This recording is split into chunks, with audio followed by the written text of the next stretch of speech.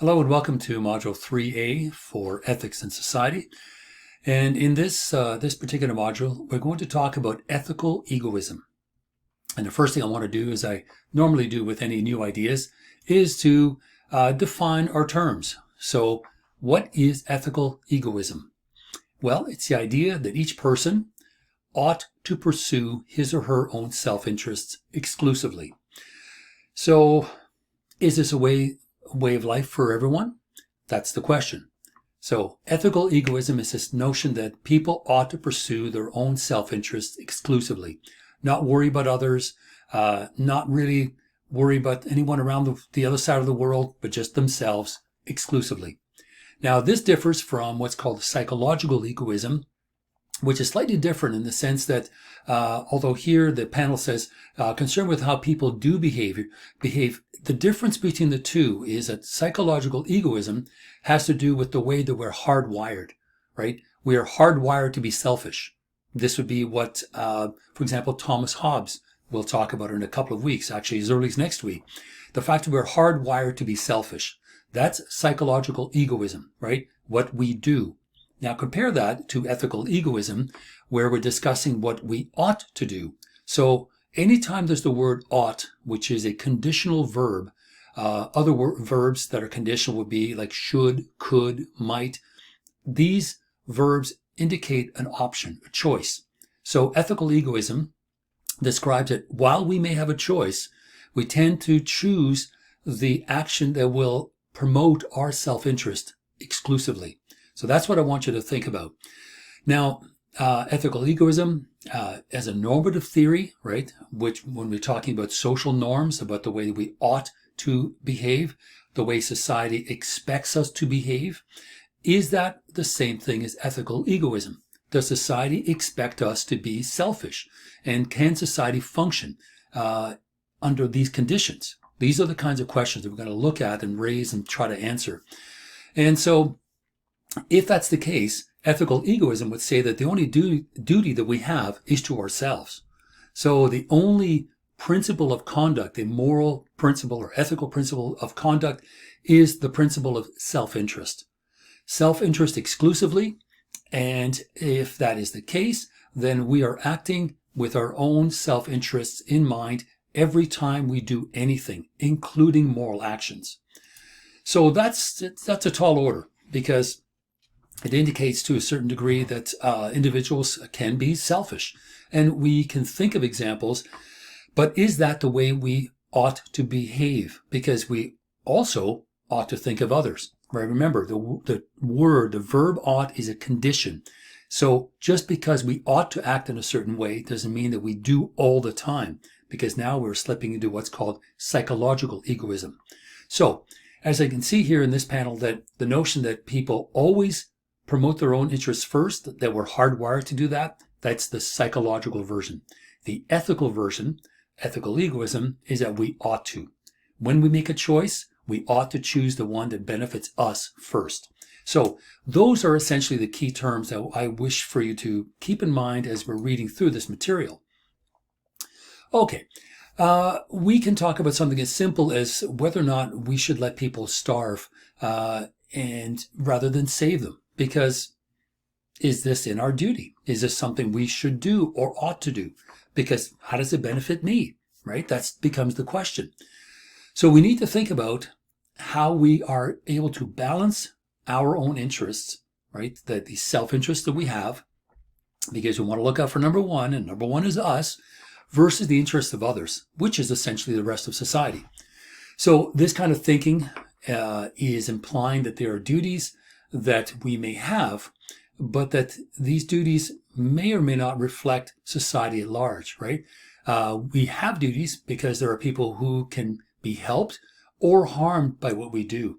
Our selfishness can harm others. It's pretty straightforward. And again, sorry, here we are in panel 3. We're already going to be dumping on the states, but think about how selfish Donald Trump is. The fact that he allegedly contracted COVID-19, right? The coronavirus. And magically, because he's the apex alpha male, he bounces out of bed literally almost the next day, or certainly 48 hours later, has his little drive-by, goes back to work on Monday, tells people, don't worry about the coronavirus, don't let it dominate your life, watch him keel over in a matter of a couple of days. I don't have a crystal ball, but it's a very selfish way to look at things, because he has a vested interest in making it look like it's not anything to be worried about, because his political career is riding on it. So is he being an ethical egoist, that he's making a choice and he's saying that, no, I ought not to worry about other people, just myself. So keep that in mind when we think about various social conditions that now ask us to act differently. Whether it's the knowledge of people who are starving or who are homeless or people who are sick, any of these things really kind of run counter to the notion of ethical egoism or psychological egoism, because both of them imply self-interest. Can a society function with this kind of thinking?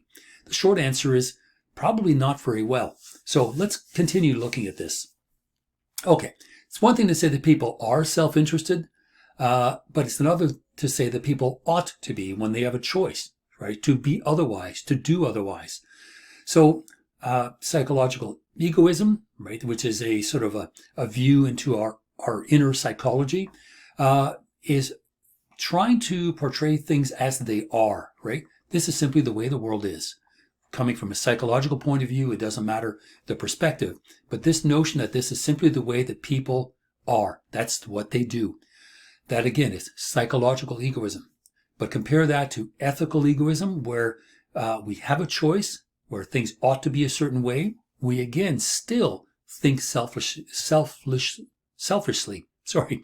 So arguments, right, that are given for one or the other, we need to be very, very careful of them. We need to look at them a little bit more carefully, because the arguments in favor of the psychological version imply that we always do that.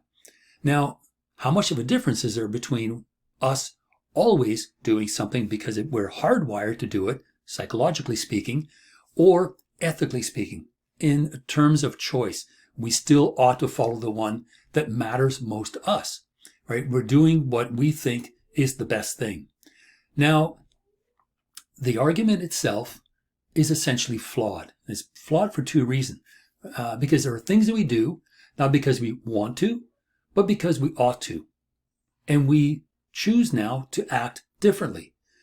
The question becomes, where do you fit in self-interestedness into this kind of thinking? How is this going to work? So if we look at the substantial claims that are being made with psychological egoism, there are some serious problems. Because when we are talking about the fact that we do certain things, well, what happens when somebody says, no, I wish to help others?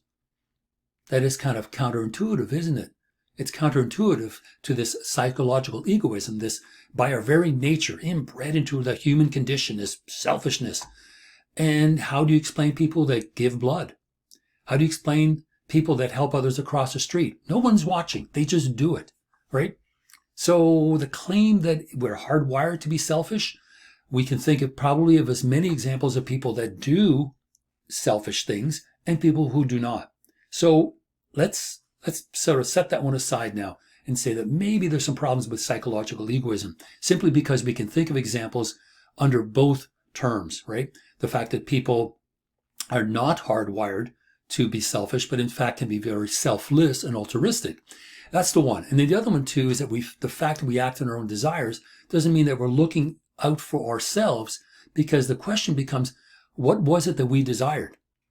Let's say in the case of seeing someone who looks like may be harmed by another person, we worry for that person. So we know that we can call the police. We know we can get someone to help us out and look into this, who can at least investigate whether or not this person has harm brought against them. And sometimes it's just a spur of the moment thing. So we can think of examples that are counterintuitive to this viewpoint. So if that's the case, then perhaps there are maybe not as many people that follow this psychological or ethical form of egoism, right? The issue is not whether the action is based on a desire, but on the desire itself. Is the desire to be selfish, or is it a desire to help? They're both desires, but what do they mean? How are they different? They're in fact very different. So, altruistic actions, right? Yes, they do produce a sense of self-satisfaction. And again, we have to look at this carefully. The question becomes, why would someone act this way? Is it possible that the desire that they have to help others is simply the primary concern? The fact that they can sleep at night is secondary.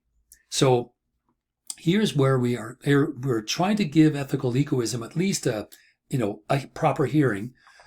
But now we start looking at it more carefully and realize that, okay, first of all, it depends on what we desire, right? It could be a desire to help somebody primarily. Now the notion of ethical egoism is problematic. The other one is, what exactly is motivating us? If the desire to help others comes first, and that good feeling, the feeling of self-satisfaction, is secondary or is derived from it, again, the notion of ethical or psychological egoism becomes problematic. So there are some people that simply help others because they're just aware that people need help. They see someone in trouble. They do something. They act. They make a call. They go over and speak to them. They do something, and that's their primary concern. That's their primary motivation. And only secondarily do they get a good feeling from it. And that could be often after the fact, once everything has died down and they realize, okay, I've actually helped somebody. And it does happen. Now, you have to ask yourself, if for all the reasons that we've just described, that both psychological and ethical egoism does have very specific problems because we can come up with alternatives that are just as viable, why would psychological egoism be an attractive or a simple explanation for individual behavior? Well, there's three reasons. It is somewhat cynical, right? It exploits a cynical view of human nature, that we're just, in it for ourselves. We're going to just use others as a means to an end and be self-satisfied. That's one. Because then it explains an awful lot of horrible behavior, just terrible behavior on behalf of other people. That's one. The second one is that it's rather simple, right? Maybe elegant simplicity or just simplicity. Again, it does not look at the complexity of the human existence. It simply says, we're hardwired this way. And then the third one is actually just as important. It ignores the complexities of human life, which really relates very much to the second term. It offers a simple explanation and is able to sort of distill or dilute or get to the essence of the human condition, when in fact it is complex. I don't know if you've ever seen, for example, articles where you read about the so-called Good Samaritan, right? An individual that helps another person. It could be anything. It could be someone that, let's say if you're living in a city with a subway system and someone trips and falls under the subway line, and someone will jump down and will try to get those people. They're not even thinking about themselves. They just see someone in trouble. And only after do they realize what they've done, that they've saved that person's life. So it does occur sometimes in a very spontaneous way, that the natural instinct is a human being, right? A being who is human, that sees another being that is human in trouble, and they help. And only residually or secondarily do they get a good feeling. So these kinds of things that we've talked about, this notion of ethical egoism and psychological, that one in particular, really is a simple formula for the complexity of human life. Now, ethical egoism, on the other hand, also has sort of three main conditions or attributes, we'll say. The first one, there's the notion that the only person that counts is me, right? Me and my feelings, me and my life. Now, I can also choose to help others, but only if they might help me in the end. So again, being very selfish, being very pragmatic, right? Looking at cost versus benefits, means and ends and all these kinds of things. I can help others, but only if they can help me in the end. And then finally, just because we ought to do things that give us pleasure, does that really mean that we should do this all the time? If shooting up heroin, it makes me feel great, is this something I ought to do? Well, no. A short answer, no, you shouldn't. There may be some enjoyment at the present time, but you will lose an awful lot, up to and including your life. So just because something is pleasurable at that moment, is that something you ought to choose to do all the time? So once again, we're kind of slowly knocking down these two theories because they do have some problems. They clearly have some problems because not that they're antisocial, but we can think of examples where that position becomes problematic. So ethical egoism, the idea that each person ought to produce or pursue their own self-interest exclusively, does have some issues. Because what we're saying here is every single motive needs to be based on self-interest, that we can't ever do anything else for any other reason than self-interest. It is kind of limiting, to say the least. It's kind of limiting for individuals who wish to live an authentic life. So if ethical egoism is saying that a person ought to do what is really in their own best interest, then some people think of it this way. But we need to be careful, right? What is it that we desire to do? The self-satisfaction, is that the primary concern, the secondary concern? When it comes to charity, to help out those that we may never meet, but we know that providing charity will help others that are living on the street or that are suffering from addictions or any number of things. But again, charity within financial means. We're going to look at that in the next set of slides in module 3B. But this is the kind of questioning we need to do when we look at a particular theory to see just how solid it really is. Now, altruism, right? Looking out for others, being selfless rather than selfish. For ethical egoists, this is apparently self-defeating, right? If we look out for our own interests, of course we're going to be better off. Everybody's going to be happy, allegedly. We'll have a happy society because we're going to have a happy society full of selfish individuals, which is a rather bizarre idea. So we don't want to deprive other people of their self-respect, and we may not, wish to help them because we somehow are going to simply prolong the problem. This is an argument that some individuals have concerning helping the homeless, for example. By just handing out a little bit of money to them, we're not helping them in the long run. Yes, but at the same time, you're giving them money so they can buy food that particular day or that afternoon. So altruism, being other-directed, being selfless. If you're an ethical egoist, you're saying that's counterproductive because we should let other people do what they need to do to get hoisted up from their own britches, which is an old cliche, but it's one that some people use whenever they wish to not help others, that these people should help themselves. And it begs the question, well, what opportunities do these people have? I'll send them a brochure. Oh, sorry, buddy, they don't have an address. Right. Okay, so that's what I mean. So the fact that there is selfless behavior, we need to ask ourselves again, what is the motivation behind that selfless form of behavior? And if that selfless form of behavior is such that it is helping people in the short term and in the long term, is there anything wrong with it? The question becomes, why is this person behaving this way? And for ethical egoists, they're saying, well, self-interest. But what if my self-interest is because I walk by this person, they trouble me. My not helping them troubles me. So am I being selfish by helping them out, by giving them food or money? Am I being selfish?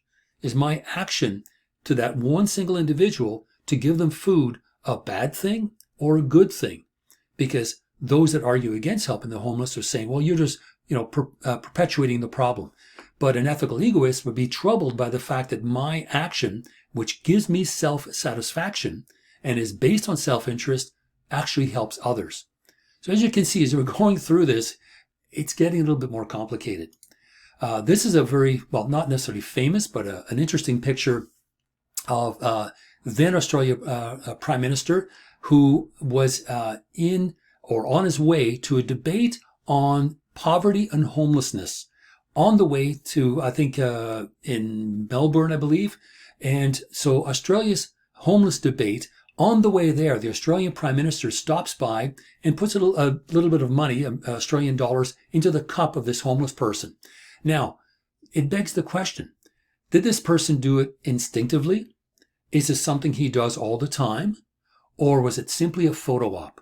We don't know, right? Because we don't know what was going through the mind of that person. If a psychological egoist is standing by going, wait a minute, he's hardwired to be selfish. Well, what is he doing? Is it a photo op or is it something else? So as you can see, I'm calling attention to a number of different propositions or proposals that will critique this idea, because it really doesn't take a whole lot to knock it down. Now, another very famous, we'll say ethical egoist, Ayn Rand, the American writer, Ayn Rand thought that altruism and selflessness was a destructive social force. Okay, I will tell you right off the bat, I'm not a huge fan of her work at all for exactly that reason. But she thought that altruism and selflessness was a destructive social force. It would rip society apart.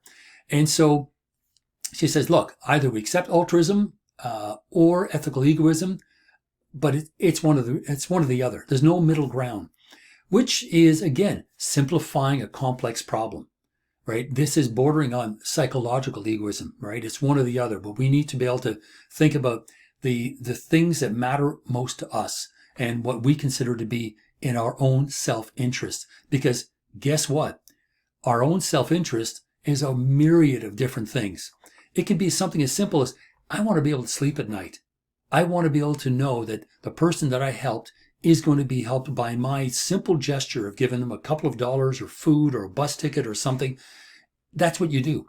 If you have a conscience, I think it would be very, very difficult to be selfish at the same time. It just doesn't work this way. Now, one of my favorite things about Ayn Rand, because it does undercut her argument, is that in 1976, she retired from writing her newsletters. And although she initially objected, her social worker, Eva Pryor, right? Not just anybody, her social worker, right? Someone whose job it is to help others, finally convinced her to enroll in the Social Security and Medicare program. So here we have someone who spends almost their entire life crapping all over social institutions and social programs to help others, screaming that, we should be self-fulfilling individuals. We should be living our lives best based on self-interest. But eventually she ends up collecting Social Security and using Medicare. So people can change. So ethical egoism, is it compatible with common sense morality, right? Altruism, right? To be unselfishly concerned for others, putting other people before yourself, and basically thinking of the other person before thinking of yourself. So if that's the case, right, can we say that all duties are ultimately derived from this one fundamental principle of self-interest? Well, self-interest, as we've seen, can look a lot of different ways. So it is, as you can probably figure out by now, a grand simplification of the complexity of human life. People do things for many, many different reasons other than self-interestedness. They wish to do it simply to help, or they are responding instinctively as human beings, seeing another person in danger, and they simply do it. And so if that's the case, the idea that we're either hardwired to be selfish or that we ought to be selfish, remember, because that's what the clinical version of it or the ethical version of it is, we're seeing that it is something that is really difficult to prove, right? Altruistic behavior is multifaceted. There's a range of various behaviors that could fall into any number of these different categories. Now, the notion of ethical egoism is, again, you can look at it. It depends on perspective. All right, Thomas Hobbes said, "Do unto others as you would have them do unto you." Immanuel Kant would say virtually the same thing in the late 1700s. The golden rule: do unto others as they would do unto you. In other words, behave in such a way that you would wish another person to do the same to you. Would you wish, like Ayn Rand and the rest of the ethical egoists, that everybody be selfish? And we have, for example, in the U.S., a kind of society where if people fall, or if they fail, people just walk by and say, "Oh, sucks to be you," and they move on. And ingrained into that society is this notion that somehow if you work hard and, it's a meritocracy, which is in and of itself a myth. That's not the case. So we need to figure out what kind of social beings we want in our world. Do we follow the example of Thomas Hobbes and Kant and say, do unto others as we would have them do unto us? Not a bad idea.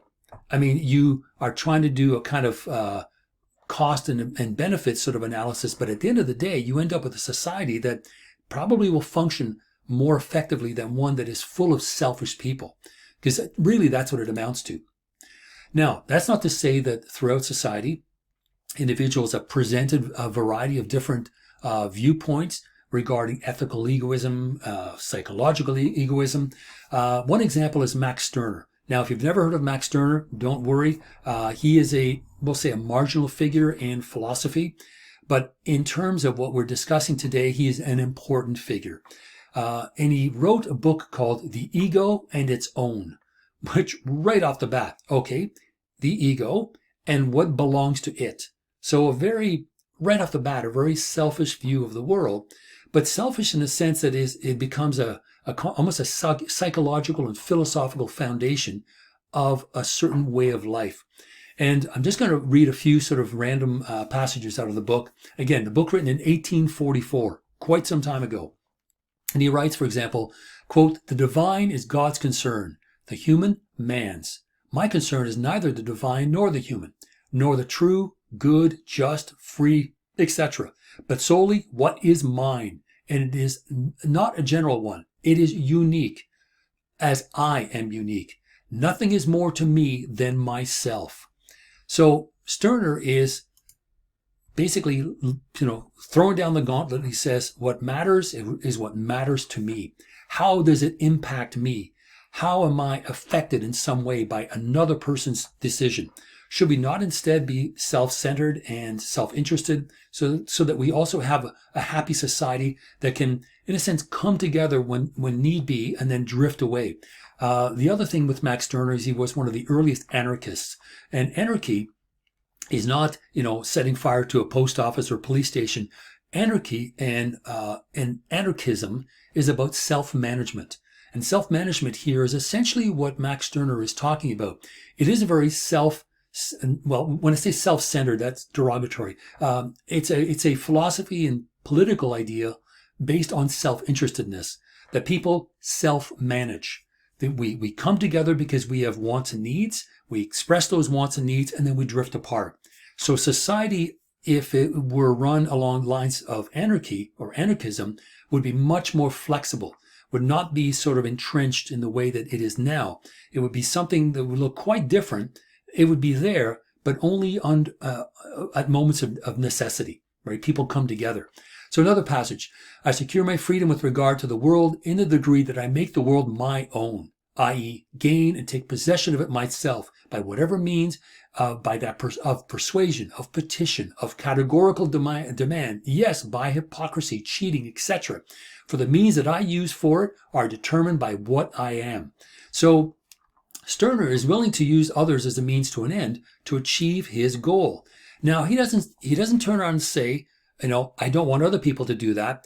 Instead, he's saying, I know other people will do that. So I need to be on my guard, not on my best behavior, on my guard, that others may think this way. Now, if that is the case, then if you can live in this kind of world, then you will be able to have a very different social identity and social interactions than those that we are discussing right now, where people live in a society and, generally speaking, are happy with it and expect that others will behave the same way. Stirner is not arguing this point at all. He's saying that it's simply every man for himself, or every person for themselves, and we have our own needs to meet first. So the kind of revolution that he was talking about is very much kind of what's called a left Hegelian writing. This is from the left. These would be ideas that would also be attributed to Karl Marx, although Marx was not an anarchist in the same way that Max Stirner was. In fact, Marx was not a fan of anarchy either. So Stirner, though, is talking about a kind of revolution that would destroy the state or society as we knew it, and would create something that would be much more flexible, much more elastic.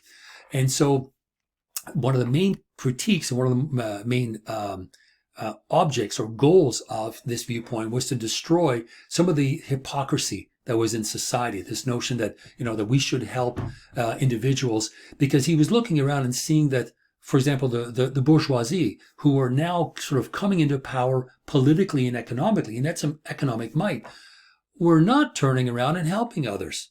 They themselves were being selfish. So this is kind of the context in which Max Stirner is saying these kinds of things, right? He wanted to bring together a series of ideas, the end of philosophy, and also radical criticism, right? To be able to radically critique parts of society that are not functioning. And if we are supposed to help one another, why is it that certain members of society either refuse to or ignore the fact that they should? So he does have a point in that sense. And we'll look at this point when we look at the next set of slides and we talk about Peter Singer. So Stirner was trying to bring about the end of philosophy through radical criticism and through what is called nihilism. And nihilism is the denial of the validity of all distinctions of moral values. In other words, throwing out moral values as they presently exist because they are based on a Christian foundation, and creating new ones. When we talk about Nietzsche in probably a month and a half or so, we'll revisit these kinds of ideas, because Nietzsche was aware of Max Stirner and his work, and kind of builds on the same sort of idea. This denial of moral values and the creation of values that affect only the individual. Nietzsche's idea of the Übermensch, right, the Superman, is exactly that. That's precisely what he's talking about. Now, finally, the individual and individuality. This is where the I really matters. I desire this. I wish for this to happen. It's a very self-centered philosophy, and the notion that we can turn around and sort of control and own this I would really matter, because Stirner is saying that we can create this world, and we can create it not as something that has been given to us by the gods, or that has some ancient history, or has some sort of proper historical context. No, we create it out of nothing. We create it out of the needs that we have at that particular moment. So, as you can see, he was quite radical, and which is one of the reasons why you may not have heard of him. But I think in this context, talking about ethical egoism, Max Stirner is someone that's at least worth considering, because he does propose a new world view and a new social formation, but based on self-satisfaction, not on social needs, but in fact the opposite, individual needs. And as a utilitarian, you would have to say, let's say that's the position you take, say, well, no, that's not going to work, because anarchy and utilitarianism are fundamentally the opposite. Because when you think of utilitarianism, they're thinking of society first and only secondarily the individual. Anarchy and anarchism thinks the other way around. It is primarily the I, me, and my needs, and society secondarily. So quite the opposite. Okay, so let's look at some points against ethical egoism, because we've kind of been doing both. We propose a positive feature or attribute of ethical egoism, and then we kind of knock it down. But now let's go for the jugular, right? Let's go for what really doesn't make it work. Okay, we talk about self-interestedness and sort of pleasure and desires and so on. Well, what if those desires include murder, rape, assault, theft, clear criminal behavior? Well, but I enjoy doing it. I like doing it. Let's say the Marquis de Sade, right? That's exactly the kinds of ideas that he was presenting, that his characters in his fiction are fully believing that they have a right to do the things they do. So would ethical egoism have approved for this kind of behavior? Thankfully, no, they don't, because it may attack an ethical egoist, but at the same time, the very actions that these people are performing are antisocial at the very least, and outright criminal at the worst. That's the first one. The second one, it's also inconsistent, right? Logically inconsistent for all of the reasons that are presented, right? Issues of what constitutes desire. What does it look like? How is it formed? Issues of self-interest and self-satisfaction. Is it a primary or secondary feature? How does that expressed? Are people helping others because they feel guilty if they don't? Because they wish to sleep at night? Because they have a conscience? Ethical egoism does not look at that, because both it and psychological egoism are too simple, right? They don't deal with the complexity of human beings. So, if it is each person's duty to do what is in the best interest, but do we stop another person from performing their own duty if that duty includes helping others? Do we have a right to stop them? Because it's counterproductive to the way we see the world. We should be concerned with self-interest, not necessarily. And then finally, ethical egoism is somewhat arbitrary because it, as we've seen, really starts to fall apart with any level of consistency. Because when we ask people why they have certain interests and which interests they ought to follow through, it's really going to change for a whole range of reasons. Basing it on someone's race or their sex or their age, their class, their upbringing, their religious affiliations or sexual orientation, all these things, the complexities of human life matter. And these two formulas, we'll call them, try to remove all that complexity and make it very simple and elegant, when in fact it's not. In fact, okay, here's what we should consider. The principle of equal treatment. Right? It requires fairness in our dealings with others, no matter who they are, regardless of who they are. So regardless of whether helping that person is going to help us in the long run, whether we're going to benefit in some way, no. The principle of equal treatment simply says that we treat others fairly. So there's 2 points that come out of this principle of equal treatment. And again, it's very general. The first one is treating people the same way does not always mean ensuring the same outcome for every single person, because obviously it depends on what you're doing. To pay for someone's tuition versus holding open a door. I mean, you're helping another person, but one requires obviously a much greater financial sacrifice than simply holding open a door, or giving someone a bus ticket. There's a huge range of these particular actions that are based on being selfless, being on the lookout for other people who are less fortunate. So that's the first one. So each time it's not the same outcome. The second thing is the scope of the principle, right? Because the point of view of the principle of equal treatment is this notion of the moral context. And again, the moral context can be a range of things. The complexity of the human world, of the human condition.